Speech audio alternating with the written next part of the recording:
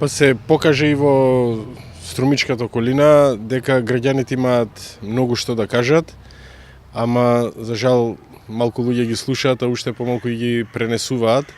Ми стига писмо од Агенцијата за поддршка на земјоделието.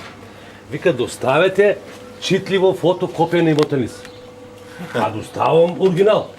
Нема место са бајлеке што бевне, каде што се исплатени субвенции. И џабе што ќе ви се во септември да ви дадат, кога вие треба сега да садиме. Още не нудат па да правиме. Изминал рокот за пријавување на млеко. Се познавам со тие луѓе таму. И зима примај. Измин 15 дена, а не јавно. Викат, те молам, немој на никој да кажеш.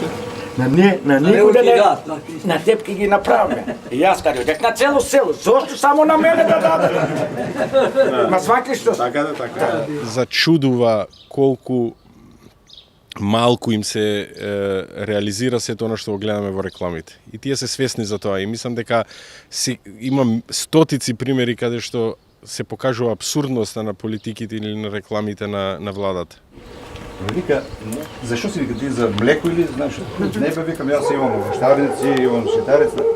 Има време. Ова година нема субвенција, не има избори. Културно не ни... И премија за тука. 6 месеци кога земе премија треба да. Не да, премијата, не. Не е важно. Она што мене посебно ме израдува или да кажем, гледаат парламент и знаат многу реплики меѓу нас и кавги. За опозицијата нема реплика на реплика. Видиш, не ти дават. Во еден разговор со домаќините споделивме многу работи.